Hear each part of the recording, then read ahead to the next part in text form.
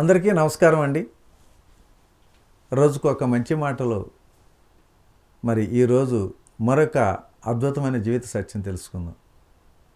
ఈరోజు ఆత్మీయ పలకరింపు గురించి తెలుసుకుందాం.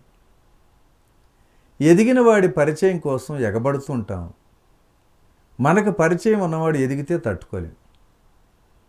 ఎందుకంటే అలవాట్లు ఆయుధాలు లాంటివి.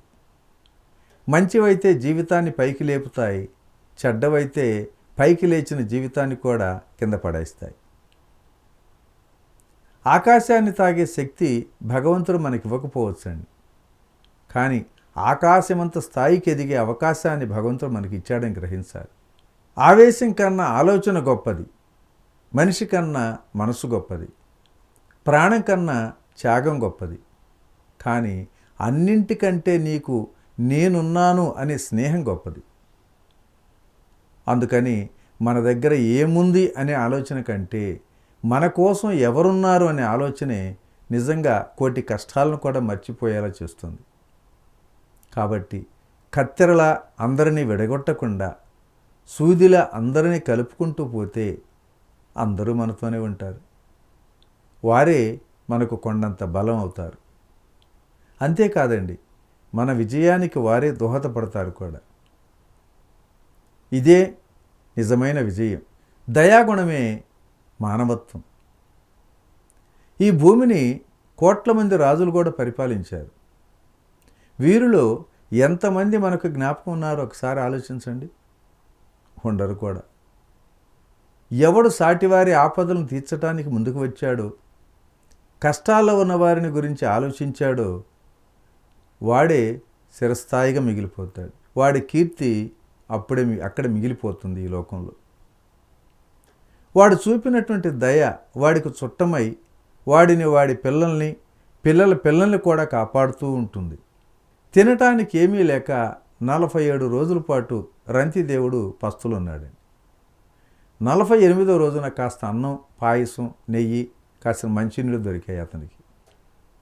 వాటిని తినబోతుండగా డొక్కలు ఎండిపోయినటువంటి కొందరు వచ్చి చేయి చాపితే ఆహార పదార్థాలన్నీ వారికి ఇచ్చేశాడు. నీళ్లు తాగి ఉపశమనం పొందుదామని అనుకుంటూ నీళ్ల చెంబెత్తుకొని తాగబోతున్నటువంటి క్షణంలో నాకు కళ్ళు తిరుగుతున్నాయి, నిలవలేకపోతున్నాను, గొంతెండికిపోతుంది అన్న ఆర్తనాదం వినిపించింది. నీళ్లు కూడా తాగనివరా అని ఆయన ఎప్పుడు విసుక్కోలేదండి.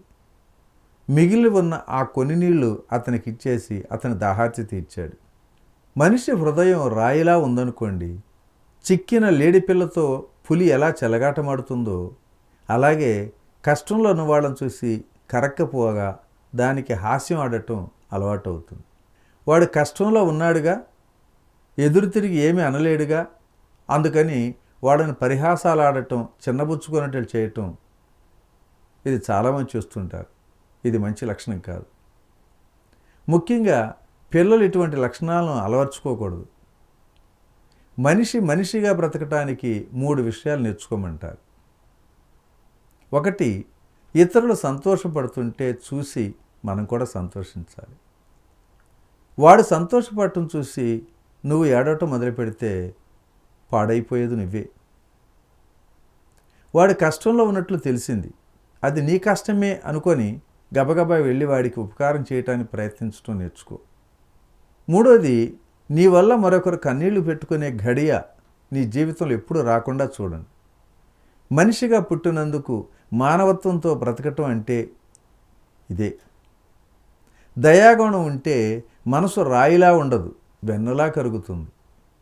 అలా కాక ఉపకారం చేయాల్సిన సమయంలో అది చేయకపోగా సులకనగా చూడటం, నిందలు వేయటం అన్న ధోరణి ఉందంటే పశువులో లెక్క వేస్తారు తప్ప మనిషిగా అసలు లెక్కనే కట్టరు.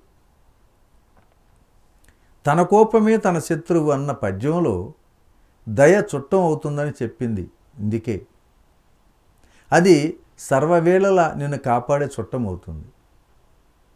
వార్తలో చూస్తుంటాం, ప్రమాదవశాత్తు ఎవడో రోడ్డు మీద పడిపోయి గిలగిలా కొట్టుకుంటుంటే వెళ్ళి వాడి ప్రాణరక్షణకు ప్రయత్నించకుండా సెల్ ఫోన్తో చిత్రిస్తున్నటువంటి వారి గురించి చదువుతుంటే మరి అటువంటి వాళ్ళని చూస్తుంటే ఎంత బాధ అనిపిస్తుందో. నేటి కాలంలో ఇదే ఎన్నో చూస్తూనే ఉన్నాం. కాబట్టి మరి మనం ఆ దయార్థ హృదయంతో సాటి మనిషికి సహాయం చేయటం నేర్చుకుందాం మిత్రులారా. ఓకే ఫ్రెండ్స్, మరి ఈరోజు ఈ మంచి మాట ఇంతటితో ముగించుకుందాం. రేపటి రోజుని మరొక జీవిత సత్యం ద్వారా కలుసుకుందాం. Thank you. ఇట్లా మీ రామిరెడ్డి, మానస సరోవరం. ఉన్న స్థితి నుంచి ఉన్నత స్థితికి తీసుకువెళ్లే మార్గాన్ని సూచించే అద్భుతమైన కార్యక్రమాలను అందిస్తున్న PMC ఛానల్ కు మీ వంతు సహకారాన్ని అందించండి. The PMC trust. Google pay, phone pay number 8977009932.